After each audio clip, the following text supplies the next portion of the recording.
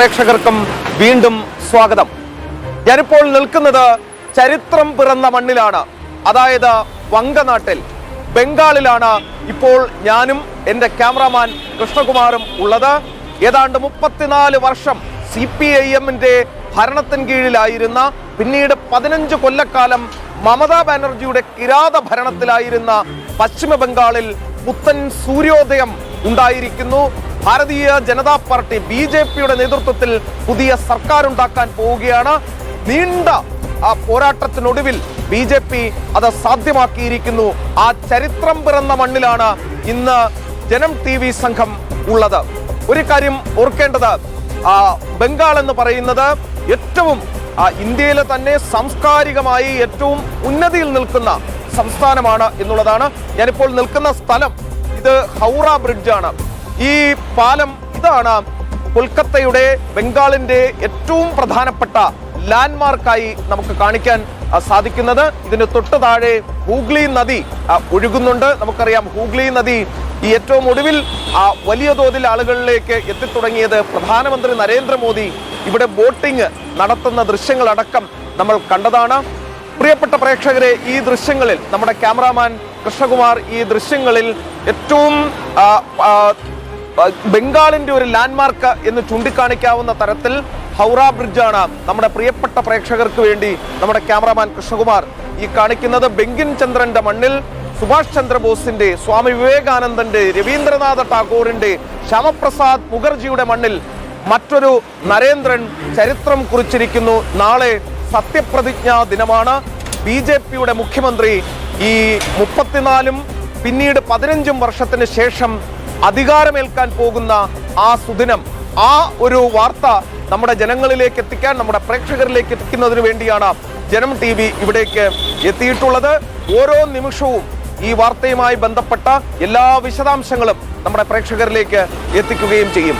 ഇനി ബംഗാളിലെ തെരഞ്ഞെടുപ്പുമായി ബന്ധപ്പെട്ട് അതിന്റെ ഫോളോ അപ്പിലേക്ക് വരികയാണെങ്കിൽ, അതാണ് ഇന്ന് ബംഗാളിൽ നിന്ന് തന്നെ നമുക്ക് നൽകാൻ കഴിയുന്ന ഏറ്റവും പ്രധാനപ്പെട്ട വാർത്ത. അതായത്, ബംഗാളിൽ കഴിഞ്ഞ ദിവസം അധികാരമൊഴിയില്ല എന്ന പിടിവാശിയിൽ നിന്ന് മമത സർക്കാരിനെ ഡിസോൾവ് ചെയ്തിരിക്കുന്നു. അവരെ പിരിച്ചുവിട്ടിരിക്കുന്നു ഗവർണർ.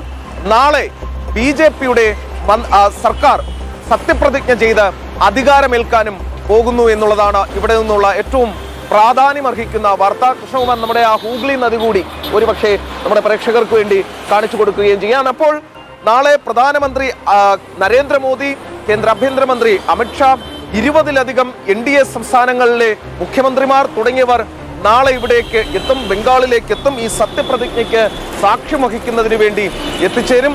ജനം TV സംഘം ഈ സത്യപ്രതിജ്ഞ തത്സമയം നമ്മുടെ പ്രേക്ഷകരിലേക്ക് എത്തിക്കുന്നതിന് വേണ്ടി സദാ സജ്ജമായി തന്നെ ബംഗാളിലുണ്ട്, കൽക്കട്ടയിൽ തന്നെയുണ്ട്. ഈ സത്യപ്രതിജ്ഞയുടെ ഓരോ നിമിഷവും നമ്മുടെ പ്രേക്ഷകർക്ക് ജനം TV-യിലൂടെ കാണാനും സാധിക്കും. കഴിഞ്ഞ ദിവസങ്ങളിൽ ബംഗാളിൽ ഈ തെരഞ്ഞെടുപ്പിന് ശേഷം നടന്ന അക്രമ സംഭവങ്ങൾ വീണ്ടും അത് കുറച്ചുകൂടി ശക്തമാകുന്നു എന്നുള്ളതാണ് ഈ കൽക്കട്ടയിൽ ഇപ്പോൾ രാവിലെ ഇവിടെ നിന്ന് നമുക്ക് നൽകാൻ കഴിയുന്ന വിവരം. അതായത്, BJP-യുടെ ഒരു പ്രവർത്തകനെ, സുവേന്ദു അധികാരിയുടെ PA-യെ വെടിവെച്ചു കൊന്നു. അതോടൊപ്പം ആർജിക്കർ ഹോസ്പിറ്റലിലെ ആ ഇരയുടെ അമ്മയെ ആക്രമിക്കാൻ ലക്ഷ്യമിട്ടെത്തിയ സംഘം 5 BJP പ്രവർത്തകർക്ക് നേരെ ആക്രമണം അഴിച്ചുവിട്ടു. അങ്ങനെ വല്ലാത്തൊരു സാഹചര്യത്തിലേക്ക്, ബംഗാൾ ഒരു കലാപത്തിലേക്ക് കൊണ്ടുപോകുന്നതിന് വേണ്ടിയുള്ള ശ്രമം മമതാ ബാനർജിയുടെയും തൃണമൂൽ കോൺഗ്രസിന്റെയും ഭാഗത്തു നിന്നും നടക്കുന്നു എന്നുള്ളത് കൂടി ഈ ഘട്ടത്തിൽ ചൂണ്ടിക്കാണിക്കേണ്ടതുണ്ട്. പക്ഷേ BJP-യാണ് അധികാരം പിടിച്ചത്. അത് നിങ്ങൾ വെള്ളിത്തളികയിൽ വെച്ച് നൽകുകയായിരുന്നില്ല എന്നുള്ളത് മമതയോടും തൃണമൂൽ കോൺഗ്രസിനോടും അറിയിക്കേണ്ടതുണ്ട്. ചോരച്ചാലുകൾ നീന്തിക്കയറി എന്ന മുദ്രാവാക്യമൊക്കെ നമ്മൾ കേട്ടിട്ടുണ്ട്. പക്ഷേ അക്ഷരാർത്ഥത്തിൽ ചോരച്ചാലുകൾ നീന്തിക്കയറി തന്നെയാണ് ഈ അധികാരം പിടിച്ചു വാങ്ങിയത്. അത് പിടിച്ചു വാങ്ങിയത് BJP അല്ല, നേരെ മറിച്ച് ബംഗാളിലെ ജനങ്ങളാണ് എന്നുള്ളത് മമതാ ബാനർജിയും തൃണമൂൽ കോൺഗ്രസും ഓർത്താൽ നന്ന് എന്നുള്ളതാണ്. ഒരു തവണ കൂടി പറയുന്നു, ഈ ചരിത്ര സംഭവത്തിന്, ഈ സത്യപ്രതിജ്ഞാ ചടങ്ങിന് സാക്ഷ്യം വഹിക്കുന്നതിന് നമ്മുടെ പ്രിയപ്പെട്ട പ്രേക്ഷകർക്ക് ഏവർക്കും ആഗ്രഹമുണ്ടാകും എന്നറിയാം. അത് തത്സമയം നിങ്ങളിലേക്ക് എത്തിക്കാനുള്ള എല്ലാ സജ്ജീകരണങ്ങളും സംവിധാനങ്ങളും ജനം TV ബംഗാളിൽ ഒരുക്കിയിട്ടുണ്ട്. കൃത്യമായി ഈ ചരിത്ര സംഭവം നിങ്ങളുടെ സ്വീകരണ മുറിയിലേക്ക് നമ്മൾ എത്തിക്കുന്നതായിരിക്കും പ്രിയപ്പെട്ട പ്രേക്ഷകരെ. ഇനി മറ്റൊരു വാർത്ത, അതും ബംഗാളിൽ നിന്ന് തന്നെയുള്ളതാണ്. അത് CPIM-മായി ബന്ധപ്പെട്ട ഒരു വാർത്തയാണ്. അതായത് CPIM ഈ തെരഞ്ഞെടുപ്പ് BJP ജയിച്ചതിന് ശേഷം ചില സംഭവ വികാസങ്ങൾ ബംഗാളിൽ CPIM-മായി ബന്ധപ്പെട്ട് അരങ്ങേറുകയുണ്ടായി. അതായത് 15 വർഷത്തിന് ശേഷം CPIM-ന് സംഘടനാ പ്രവർത്തനം നടത്താൻ ബംഗാളിൽ കഴിയുന്നു എന്നുള്ളതാണ് ഏറ്റവും പ്രധാനപ്പെട്ട കാര്യം. ഈ കഴിഞ്ഞ 15 വർഷം തൃണമൂൽ കോൺഗ്രസിനെ ഭയന്ന് പാർട്ടി ഓഫീസുകൾ അടച്ചുപൂട്ടി കേരളത്തിലെ വിവിധ മേഖലകളിൽ തൊഴിലിന് വന്നുകൊണ്ടിരുന്ന CPIM-ന്റെ നേതാക്കൾ അവർ തിരികെ എത്തി ഇപ്പോൾ പാർട്ടി ഓഫീസുകൾ തുറന്ന് പ്രവർത്തനം ആരംഭിച്ചു എന്നുള്ളതാണ്. തൃണമൂൽ കോൺഗ്രസുകാർ പൂട്ടിയ പാർട്ടി ഓഫീസുകൾ അവർ 15 വർഷത്തിന് ശേഷം കോൺഗ്രസും കമ്മ്യൂണിസ്റ്റ് പാർട്ടികളും തുറന്ന് പ്രവർത്തനം ആരംഭിച്ചു എന്നുള്ളതാണ്. അതിന്റെ കണക്കുകളിലേക്ക് കൂടി നമുക്ക് പോകാം. ബാരുയിർപൂർ വെസ്റ്റ് 1 CPIM ഏരിയ കമ്മിറ്റിക്ക് കീഴിലെ പുരന്ദർപൂർ ബ്രാഞ്ച് ഓഫീസ് അത് തുറന്ന് പ്രവർത്തനം ആരംഭിച്ചിട്ടുണ്ട്. നമ്മുടെ ക്യാമറാമാൻ കൃഷ്ണകുമാർ നമ്മുടെ ഇവിടുത്തെ കുറച്ച് കൽക്കട്ടയെ അടയാളപ്പെടുത്തുന്ന, ബംഗാളിനെ അടയാളപ്പെടുത്തുന്ന കുറച്ചധികം ദൃശ്യങ്ങൾ കൂടി ഇതിനിടയിൽ നമ്മുടെ പ്രേക്ഷകരിലേക്ക് എത്തിക്കും. കൽക്കട്ടയുടെ ഈ ബംഗാളിന്റെ ഒരു സ്പന്ദനം തന്നെയാണ് ഈ കാണുന്ന ബസ്സുകൾ.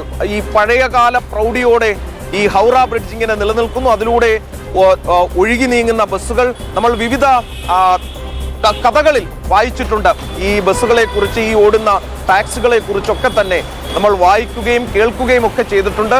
ആ ദൃശ്യങ്ങളാണ് നമ്മുടെ പ്രേക്ഷകർ ഈ കാണുന്നത്. ഇനിയിപ്പോൾ CPIM-ന്റെ ആ വാർത്തയിലേക്ക് തന്നെ തിരികെ വരികയാണെങ്കിൽ, സൗത്ത് 24 പർഗാന ജില്ലയിലെ രാജാപൂർ D ബ്ലോക്ക്, സമ്മിലാനി പാർക്ക്, പഞ്ചസായർ ഓഫീസുകൾ വീണ്ടും തുറന്നിരിക്കുന്നു CPIM. പൂർവ്വ ബർദ്ധമാനിലെ ബൽഗോണ ബ്രാഞ്ച് ഓഫീസ് CPIM വീണ്ടും തുറന്നിരിക്കുന്നു. ബംഗാൾ നോർത്ത് ദിനാജ്പൂർ ജില്ലയിലെ ചോപ്ര CPIM പാർട്ടി ഓഫീസിൽ പാർട്ടി പതാക ഉയർത്താൻ സാധിച്ചിരിക്കുന്നു CPIM-ന്. അതും 15 വർഷത്തിന് ശേഷം. BJP അധികാരം പിടിച്ചതിന് പിന്നാലെയാണ് ഈ പാർട്ടി പ്രവർത്തനത്തിനുള്ള സ്വാതന്ത്ര്യം CPIM-ന് കിട്ടിയിരിക്കുന്നത്. ബംഗാൾ നോർത്ത് ദിനാജ്പൂർ ജില്ലയിലെ അതിപ്പോൾ ഞാൻ പറഞ്ഞു 10 വർഷങ്ങൾക്ക് മുൻപ് തൃണമൂൽ കോൺഗ്രസ് കയ്യേറിയ CPIM ബഡ്ജ് ഏരിയ കമ്മിറ്റി ഓഫീസായ ക്ഷിതി ഭൂഷൺ റേ ബർമൻ ഭവൻ അതും ഇപ്പോൾ തുറന്നിരിക്കുന്നു എന്നുള്ളതാണ് എടുത്തു പറയേണ്ട പ്രധാനപ്പെട്ട കാര്യം. അതായത് സോഷ്യൽ മീഡിയയിലൊക്കെ നമ്മൾ കാണുകയും കേൾക്കുകയും ഒക്കെ ചെയ്തിട്ടുണ്ട്. പ്രധാനപ്പെട്ട ചില CPIM-ന്റെ തന്നെ നേതാക്കൾ അത് ഷെയർ ചെയ്യുകയും ചെയ്യുന്നത് ഞാൻ കണ്ടിട്ടുണ്ട്.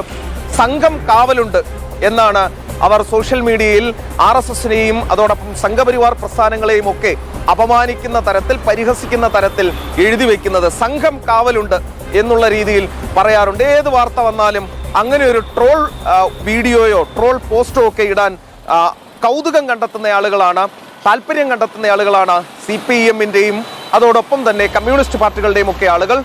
അവരോട് കേരളത്തിലിരുന്ന് ഈ പോസ്റ്റുകൾ ഇടുന്ന അവരോട് ഒന്ന് മാത്രമേ പറയാനുള്ളൂ. ബംഗാളിൽ 15 വർഷത്തിന് ശേഷം നിങ്ങളുടെ പാർട്ടി ഓഫീസുകൾ, ആ ദൃശ്യങ്ങൾ നമ്മുടെ PCR-ൽ നിന്നും ഇപ്പോൾ പ്ലേ ചെയ്യുന്നുണ്ട് എന്നുള്ളതാണ് ഞാൻ മനസ്സിലാക്കുന്നത്. അത് പ്രിയപ്പെട്ട പ്രേക്ഷകർക്ക് കാണാൻ സാധിക്കുന്നുണ്ട് എന്ന് കരുതുന്നു. അപ്പോൾ ഈ 15 വർഷം നിങ്ങളുടെ സഖാക്കൾ എല്ലാവരും തന്നെ കേരളത്തിൽ വിവിധ മേഖലകളിൽ തൊഴിലെടുത്ത് ജീവിക്കുകയായിരുന്നു. അല്ലാത്തവർ ഒന്നുകിൽ തൃണമൂൽ കോൺഗ്രസിനൊപ്പം ചേരുകയും അല്ലെങ്കിൽ മിണ്ടാതെ ഇരിക്കുകയും ചെയ്യുന്ന സാഹചര്യമുണ്ടായിരുന്നു. ഇപ്പോൾ BJP വന്ന ശേഷം സംഘം, അതായത് RSS-ന്റെ നേതൃത്വത്തിൽ ബംഗാളിൽ പ്രവർത്തനം നടത്തി മമതാ ബാനർജിയെ പുറത്തിറക്കിയതിനു ശേഷം സംഘത്തിന്റെ കാവലിൽ നിങ്ങളിതാ നിങ്ങളുടെ പാർട്ടി ഓഫീസുകൾ തുറന്ന് പ്രവർത്തിപ്പിക്കുന്നു.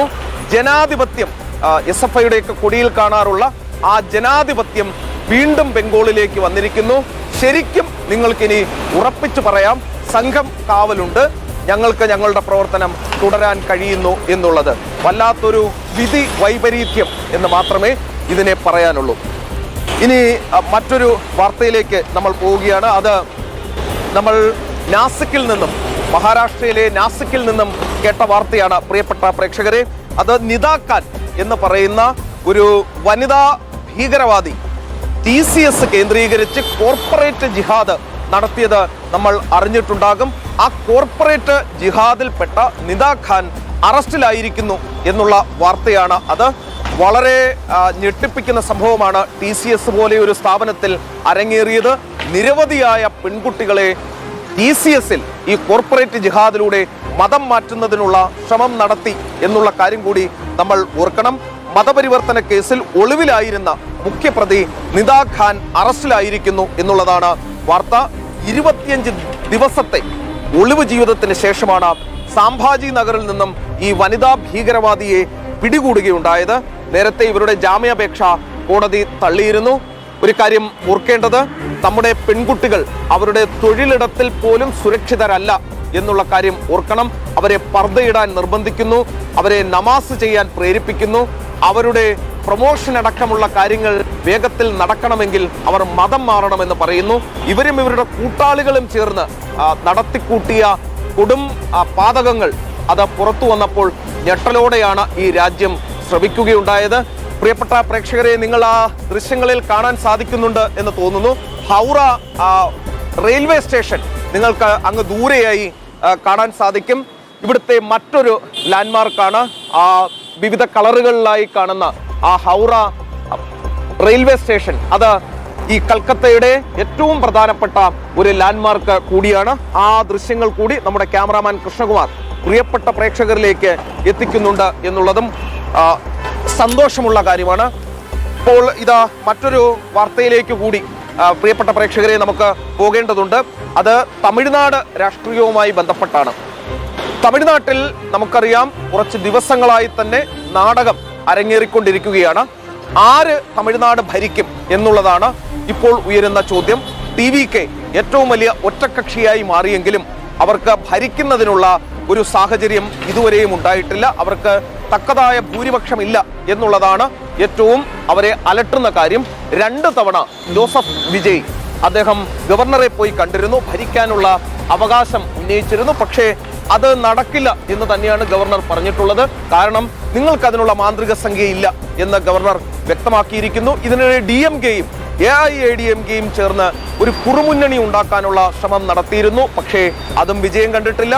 ഇതിനിടെ കോൺഗ്രസ് അവരുടെ തനിനിറം കാണിച്ചു. DMK സഖ്യത്തിൽ നിന്നും 5 സീറ്റ് പിടിച്ചതിന് ശേഷം അവരെ പിന്നിൽ നിന്നും കുത്തുന്ന നടപടിയാണ് കോൺഗ്രസ് കാണിച്ചത്. അപ്പോൾ DMK അതിനെതിരെ ആഞ്ഞടിച്ചിട്ടുണ്ട്. ഇൻഡീസ് സഖ്യമൊക്കെ തകർന്നെന്നും കോൺഗ്രസ് പിന്നിൽ നിന്നും കുത്തി എന്നുമാണ് ഇപ്പോൾ DMK വ്യക്തമാക്കുന്നതും. അതായത് ഇന്ത്യ മുന്നണി കൊട്ടിഘോഷിച്ചു കൊണ്ടുവന്ന ഇന്ത്യ മുന്നണി തകർച്ചയിലേക്ക് നീങ്ങുന്നു. അത് തമിഴ്നാട്ടിൽ നിന്ന് തന്നെ അതിന് തുടക്കം കുറിക്കുന്നു എന്നതുകൂടി ഈ ഘട്ടത്തിൽ പറയുകയാണ്. അപ്പോൾ പ്രിയപ്പെട്ട പ്രേക്ഷകരെ, കൽക്കത്തയിൽ നിന്നും ബംഗാളിൽ നിന്നും BJP ചരിത്രം കുറിച്ച മണ്ണിൽ നിന്നും ഇന്ന് നേഷൻ ഫസ്റ്റ് കയറാനായതിൽ വളരെ വളരെ സന്തോഷം തോന്നുന്നുണ്ട്. നാളത്തെ ദിവസം ബംഗാൾ ജനതയെ സംബന്ധിച്ചിടത്തോളം ഏറ്റവും ചരിത്രപ്രധാനമായ ദിവസമാണ്. ഓഗസ്റ്റ് 15 പോലെ അവർ സ്വാതന്ത്ര്യം കിട്ടിയ സ്വാതന്ത്ര്യദിനം പോലെ തന്നെ അവർ ആഘോഷിക്കുന്ന ദിവസമാണ്. നാളെ ആരാകും മുഖ്യമന്ത്രി? ഇന്ന് വൈകുന്നേരം ചർച്ച നടക്കും BJPയുടെ നേതൃത്വത്തിൽ. അപ്പോൾ കേന്ദ്ര ആഭ്യന്തരമന്ത്രി അമിത്ഷാ അതിൽ പങ്കെടുക്കുന്നുണ്ട്. അദ്ദേഹമാണ് ഇവിടുത്തെ നിരീക്ഷകൻ. അങ്ങനെ ആരാകും മുഖ്യമന്ത്രി? BJP ഭരിക്കാൻ പോകുന്നു, സർക്കാർ സത്യപ്രതിജ്ഞ ചെയ്യാൻ പോകുന്നു. അതിന് സാക്ഷിയാകാൻ കേരളത്തിലെ ഒരേ ഒരു ദേശീയ മാധ്യമം ജനം TV ഇപ്പോൾ കൽക്കത്തയിലുണ്ട്, ബംഗാളിലുണ്ട്. അപ്പോൾ അതിൻ്റെ ഓരോ തത്സമയ വിവരങ്ങളും നമ്മുടെ പ്രേക്ഷകരിലേക്ക് ഇവിടെ നിന്നും എത്തിക്കുന്നതാണ്. ഇന്നത്തെ എപ്പിസോഡ് നമ്മുടെ പ്രിയപ്പെട്ട പ്രേക്ഷകർക്ക് ഇന്നത്തെ ഈ സെഗ്മെന്റ് ഇഷ്ടപ്പെട്ടു എന്ന് കരുതുന്നു. മറക്കാതെ കാണുക. തുടർന്നുള്ള ദിവസങ്ങളിലും 9-ാം തീയതി, അതായത് നാളെ ബംഗാൾ സത്യപ്രതിജ്ഞ, 12-ാം തീയതി അസമിലെ സത്യപ്രതിജ്ഞയുമുണ്ട്. അതും നിങ്ങൾക്ക് ജനം TVയിലൂടെ തത്സമയം കാണാവുന്നതാണ്. ജനം TVക്കൊപ്പം തുടരുക. ദേശീയ വാർത്തകളുടെ സമഗ്ര ചിത്രം, അതിൻ്റെ പൂർണ്ണമായ അനാലിസിസ് എല്ലാ ദിവസവും രാവിലെ 8 മണിക്ക് നേഷൻ ഫസ്റ്റിലൂടെ കാണാം.